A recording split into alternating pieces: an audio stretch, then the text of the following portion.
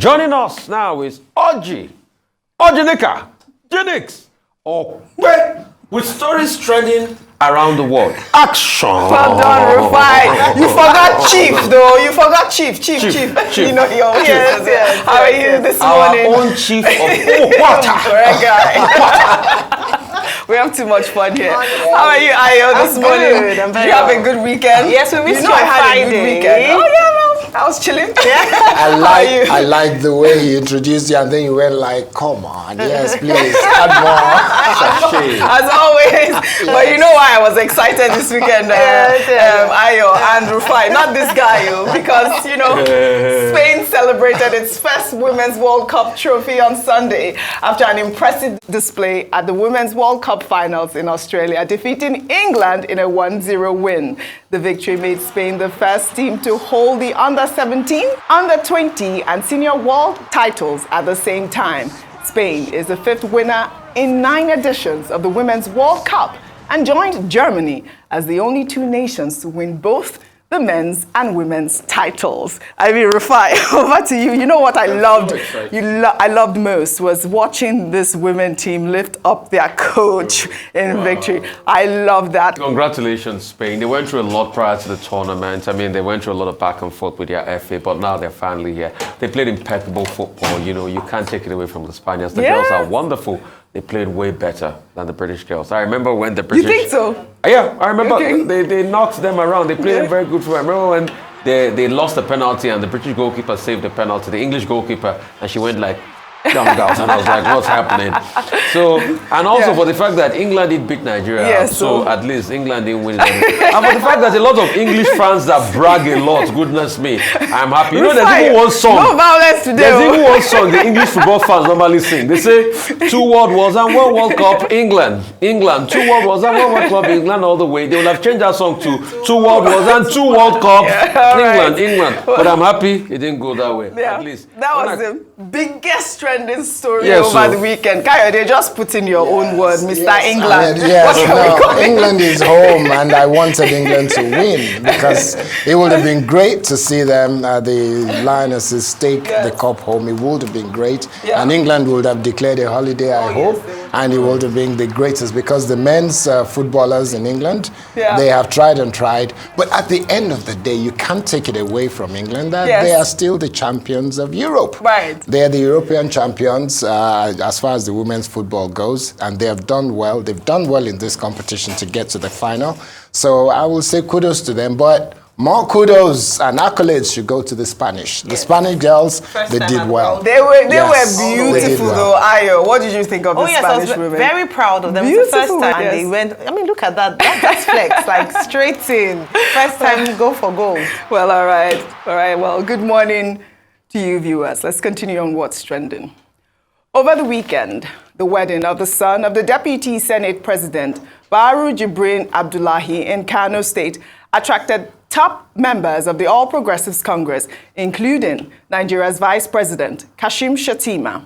The couple, who met in secondary school, got married despite their parents' political divide. The Deputy Senate President is a member of the APC, representing Kano South District, while the bride's father, Aliyu Madaki, is a member of the New Nigeria People's Party, representing Dala Federal Constituency in Kano State, while other dignitaries at the event include Senate President Godswill Akpabio, the Speaker of the House of Representatives, Tajuddin Abbas, the Secretary to the Government of the Federation, George Akume, Africa's richest man, Aliko Dangote, and the presidential candidate of the Labour Party, Peter Obi, eliciting several reactions on social media. This mixture is Nigeria.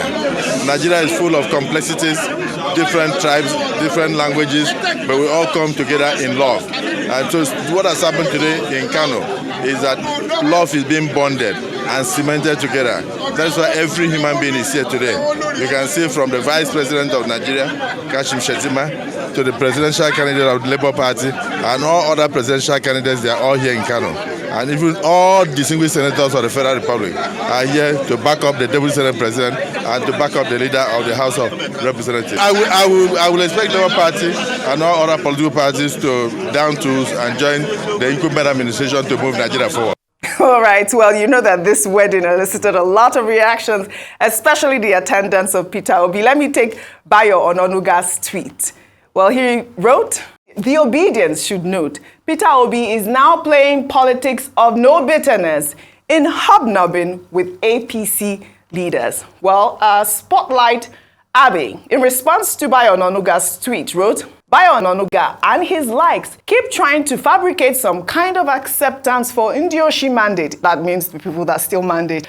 Man is now claiming that Peter Obi was hobnobbing with APC leaders at a recent wedding. Well, someone should tell Barau that to hobnob means to drink sociably, mess around, pal around, or be chummy with someone. Peter Obi did none of these. Instead, he simply went there as an invited wedding guest, who everyone knows is the celebrity to other celebrities. Even from the pictures, it is unmistakable who the VIP is. All right, Ayo, over to you. I mean, earlier this morning, basically this day, carried that story, which I don't know if it is true or if it is a rumor that Peter Obi, Atiku, and Kwankwanso would merge. I mean, I think it's quite an absurd thing, but what do we not see in politics? It does sound absurd, but in politics and football, anything can happen, especially Nigerian politics. But let me not even make it a regional thing. Across the world, we've said it a number of times that when it comes to politics, it's interests as opposed to many times it's interests. When interests align, anything can be put on the table. So when people are saying, no, it's impossible, I find that don't be too quick to say it's impossible because it can happen. So just put that to rest. And again, this day, newspaper of record, will definitely find the facts out before they publish such a story. And as I'd said to someone earlier today, then it's left to the parties involved to issue a rebuttal to say that nothing like that is in the works. However, time will tell, especially if they come to an agreement. That's a good point you made, Ayo. Yeah. But moving on to the wedding and saying that, again, another thing about interest aligned, I see that love is also a barrier. It's breaking barriers in politics. I love it. NNPP, APC wedding and all sorts, and all of them coming out to celebrate. I don't think it's a big problem, and I think it's quite a good sportsman for Mr. Peter Obi and members of other parties to come and rejoice with people who are rejoicing. But putting a political undertone to a celebration as a wedding, for me, doesn't quite sit well. At the end of the day, they will eat and drink together. They will attend parties together. They will hug when they see at the airport. But when it comes to it is going to be a matter of politics, and everyone then goes back to, strategizing, protecting interests. And at the end of the day, Nigerians should learn a lesson from this. We often say this. Look at the men on your screens right now. Yes. From different political parties. On social media and in person, you are killing yourselves, slinging mud, just mud slinging and all that. And here they are smiling and laughing. When it's time, we have to be wise. Don't die in their war. That's a strong message out there. Absolutely. Well, before I come to you, in the meantime, the hashtag, All Eyes on the Judiciary, took a dramatic turn over the weekend after young people trooped out in their numbers in Abuja to protest against any form of compromise of judges overseeing the Presidential Election Petition Tribunal. The protest is coming as the Director General of the Advertising Regulatory Council of Nigeria, Olalekan Fadolapo, in an interview on Saturday, affirmed that President Bola Ahmed Tinubu did not order the removal of the All Eyes on the Judiciary billboards in parts of the country last week, as being speculated in some quarters, but that the removal of the billboards was simply an administrative procedure. We followed INEC back to back from the beginning of the election to the end. Back to back. We are going to follow them until this court case comes to a conclusion. Yes, we will do so peacefully. Yes. Anybody causing trouble in Nigeria is not part of this team. Yes. The Constitution of Nigeria, by the Electoral Act 2022 as amended, said you must be president of Nigeria with 25% of votes in 23 states and where? FCC. Did the APC make 25% in Abuja? No! All right. right, all eyes on the judiciary. Over the weekend, Kayode Komolafe, the ombudsman of this day, said all eyes should be on the ministers. I guess that they're screening as well. But that word, all eyes on the judiciary, I mean, I think it is quite apt, but just so you know, they are going to begin a march nationwide to keep pressure on this all eyes on the judiciary. Let me take a tweet from Atedo Peter's side before I come to you, Rufai. He wrote, "For the record, me thinks the hashtag all eyes on the judiciary is a neutral slogan that should ordinarily not offend a right-thinking and sincere person in a civilized society. I can understand someone rejecting a negative slogan like, let us turn our noses up at the judiciary. Enough said." Rufai, over to you. So, a couple of the two stories. Number one, I'm really shocked that Mr. Bayo Ononuga is the one tweeting now that Mr. Peter Obi is, not doing politics of bitterness. There was never a time Peter Obi was doing politics of bitterness. It was you, Mr. Bayo Ononuga, that was doing politics of bitterness by saying this should be the last time the Igbos should ever play a role in Lagos politics. The same Igbos that are stakeholders in Lagos. I remember that tweet, Rufai. And you have not come out, if my memory is ever, to apologize for that tweet. I think Mr. Bayo Ononuga should also note that there is nothing wrong with people talking to other people across the political divide. It's the kind of person Mr. Peter Obi is, pure and simple. All right? Are you using the word hobnobbing? No. These people have always been in a circle one way or the other. But in all protests for Mr. Bayo Ononuga, I want to now speak up for him this morning, but I say I don't know why the APC has not given him a position yet. Rufai, with all the work he did for them. Okay. I am speaking out because you see, I'm a man of fairness and justice, come what may. And if he served them, just like a couple of other people too, like Mr. Fani Kayode, they should be able to spread it around too for him. Me just speaking out loud. Rufai, don't forget, they're reassigning and assigning portfolios. And maybe they will reassign to him. Reshuffling. Maybe they will reassign to him. But I don't like the way he's just been sidelined in all of this. Yeah, turn by turn Nigeria. I just had to put that in. All right. But secondly, love has never been stopped by politics. Love is a beautiful thing. Oji is the best thing ever. Love it. This is even small. APC and NNPP, they are both the same one way or the other. Yeah. It was when fight started in Kano, they split because of politics. The major story you should know, Oji, is the story of when one of Ladoke Akitola's son got married to the daughter of Bola Ige's brother. That was the wedding of the town that time because Bola Ige and Ladoke Akitola had extreme political ideologies. But love brought them together. And I know that particular couple because the son in this question now is now Justice Akitola in Oyo State. And the marriage has done well. So love doesn't stop, man. I'm happy when people come together. As regards this, Oji, I think we should investigate this pulling down the banner even more. You know why? The all eyes on judiciary. The all eyes on judiciary. Yeah. Because at first they claimed that the authentication process was not good. But pictures have now emerged of even the payment that was made to Akon. And the fact that it was given approval. And it's not today, if you know the advertising sector, you put things to Akon, they give approval. So why are they rescinding their own approval? Was it because of pressure? That's the question we should ask. Why are they rescinding their own approval? And are you saying the people that gave the approval before were not competent enough? You know that he said that it's considered a blackmail. So there's no how they want to say it. There is something political about this matter. Because Akon that I know, except there's a pressure and a push, hardly rescinds the approval it's given. And for the committee to have approved it, because when you put in approval, when you do express, they look at it over 8 hours or 16 hours and you pay for it. In that case, they paid over 170,000. They review it, they review the concept, and they give approval. So for the very first time, I'm seeing at a major case that Akon is reneging on its own approval. Is he saying its own internal people are not competent? Yes, all of this is also suspicious, and they must make better clarifications as regards this. Well, I really appreciate Tadeo Peterside's tweet as well. I thought that he was quite apt with his statement. Well, in another development, while the masses continue to suffer economic hardship and insecurity in Adamawa State, the governor of the state, Adamu Fintiri, posted a video of himself enjoying a luxury vacation abroad.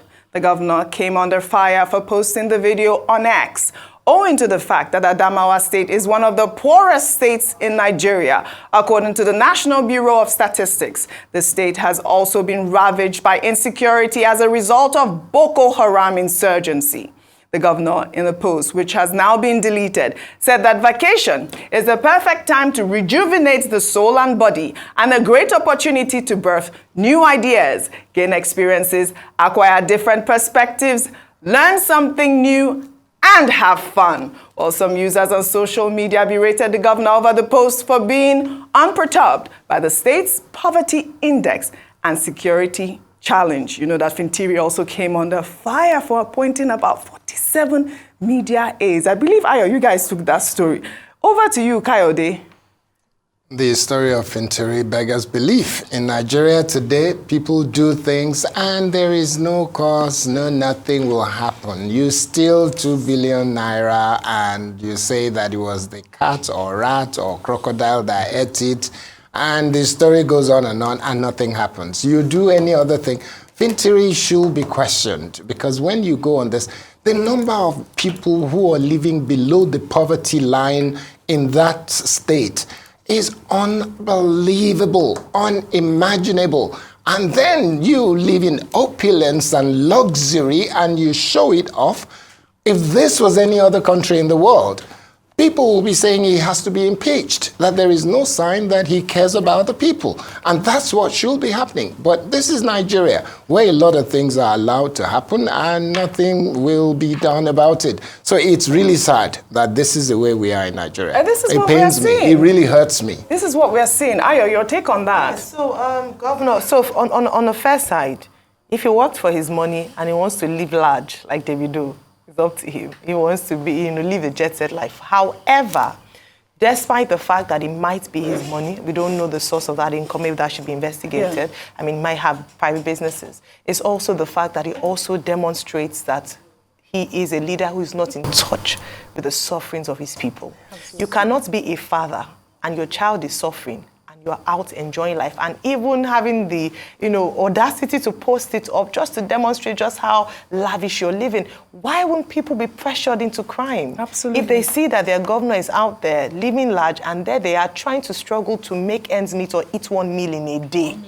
you begin to question the kind of leaders that we have. And don't forget that, remember the controversial circumstance with him emerging, you would think that what shook him then would propel him to working hard for his people. During election season, they do everything to show and demonstrate that I'm for you, do anything, but then they get in there and then they begin to live larger and their people are suffering. There's a disconnect, it doesn't make sense, and it's enough to aggravate the people when you watch a video like that. Absolutely. Now, Ayo, to juxtapose that story, a picture of the acting governor of the Central Bank of Nigeria, Fola Sodun Shonobi, flying on a commercial flight is making the rounds on social media. The acting CBN governor is leading by example, Ayo. He was captured over the weekend on a commercial flight from Abuja to Lagos instead of the usual practice of top government officials flying only on private jets at the expense of the national treasury. I mean, look at that. How commendable is that, Rufai? I mean, this is what we should see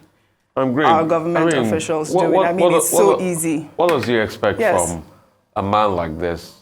He's a great man in his own right. I had known and had encounters. I met him personally even before he became CBN governor, when he was in NIPS back in the days. And we saw the transformation. Yes, we know there are two different jobs. It might not necessarily be the case with CBN and all of that, but we saw the transformation. But as at then, he's always been a man of himself. I remember then, there was a particular golf tournament. This was about 2016, 2017 that we had with Microsoft then. He drove himself to the golf tournament, played his golf, had interaction with people and went back. He didn't even come with a driver. I remember particularly that day, and it was at the Lackwell Golf Club. So I think that was an APC flight, was it? Yeah. So him just continuing in that regard. This is what average government functionaries should do. And when we see people that do like this, let's commend them. Well said, yeah, Rufai. kudos to him. The last time I met him, he drove himself. Well said, Rufai. That's what we need. That's what leadership is. Well, all right. We'll take another story. Former governor of Kaduna State, Nasiru El-Rufai, on Sunday took to social media to share a cryptic message just few weeks after the Senate refused to confirm him as a minister due to adverse security reports.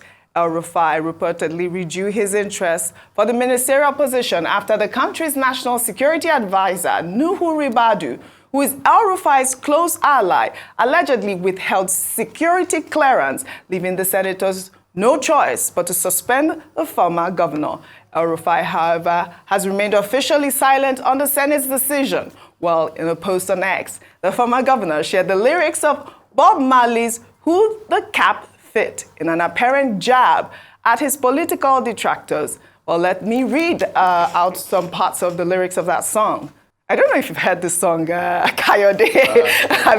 I love it. I listened to it all weekend. Well, that's lyric goes, man to man is so unjust. Children, you don't know who to trust. Your worst enemy could be your best friend, and your best friend, your worst enemy. Some will eat and drink with you. Then behind them, susu on you. Am I right? Yeah. Only your friend knows your secrets. So only he could reveal it. And who the cap fit, let them wear it. Let them wear it.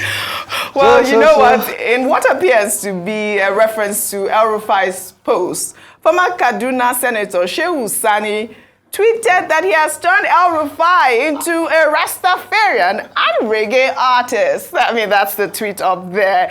I mean, there's a lot of stories coming out of Kaduna State. Kayode, I know El-Rufai is your good friend as well, but he's remained silent on this whole situation. Last week, we took that story where, you know, Premium Times had reported that he had rejected the ministerial position, but it appears that he's warning some people in Kaduna State. Yeah, I mean, the bottom line in this, I can't say much because of the person, but the truth of it is when you go through certain troubles, what they always say is you become philosophical. You have to get into that philosophical stage where you look at everything and you have to raise your head above the parapet and begin to think, okay, I can't take action on this, I can't do this or do that. There's nothing Malam Nasir, as I like to call him, there's nothing Malam Nasir can do about his situation today. There are people who seem to have ganged up against him to create the situation he has found himself in. And there is definitely no doubt that he has contributed to their action in one way or the other. But whether he's the one that created all the problems or not, I don't know. But the truth of the matter is he has to be philosophical about this and just let it go. Yeah, Kaduna State was in the news for a lot of wrong reasons. We have a new governor now, Uba Sani, and I hope that, he'll do different than El-Rufai. Let's hope that we have him project the state in a good light. We're looking forward. You were going to say something? Can I just say that? Just going from what Kay said, that he will let it go, I doubt it very much. If you look at antecedents with Malam Nasir El-Rufai, in fact, I do believe that in terms of sidelining him, as it seems, with regards to this particular government, there might be consequences. And I believe that he's just gone back to recoup, and very soon we'll understand the interpretation of that tweet. Violent. Ayo, he's gone back to recoup. All right, then. Well, let's end what's trending. We'll take our final story. In the wake of the rising spate of drug abuse by young people in Nigeria, the National Drug Law Enforcement Agency over the weekend collaborated with Afrobeats artist Afeez Fashola, popularly known as Naira Marley, as part of the War Against Drug Abuse advocacy campaign. Naira Marley, who has been known to promote smoking in his music videos, and was in the news in 2022 over the arrest of his music associates by the NDLEA after some quantities of cannabis and molly were recovered from their possession, was seen in a viral video over the weekend advising young Nigerians to shun drugs. The video attracted a wave of criticism on social media after reports began circulating that the NDLEA had enlisted the musician as its ambassador. Yeah, well, my people, you know what it is. It's a boy Naira Marley. I would like to urge my fans, the Malians, and all the Nigerian youths to stop doing drugs because it's not good for your well-being. Let's all stop substance abuse in any form. I've keyed into this campaign to support NDLA to stop drugs on the street. Please join us. It's really not good. It makes you go back into crime. It does a lot of things to you. Thank you very much. Malian. Who's a Malian here? Rufai. Well, not Rufai. Okay.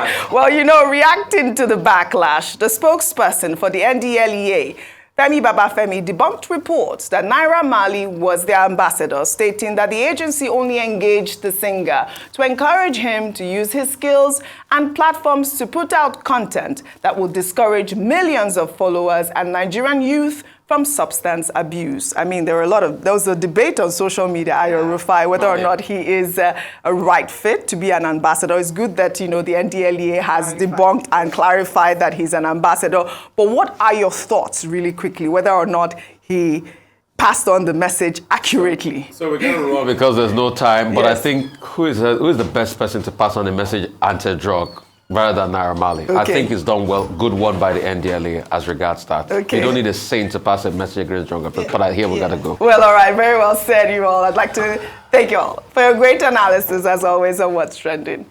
Well, that's all I have for you on What's Trending today. I'll see you all tomorrow.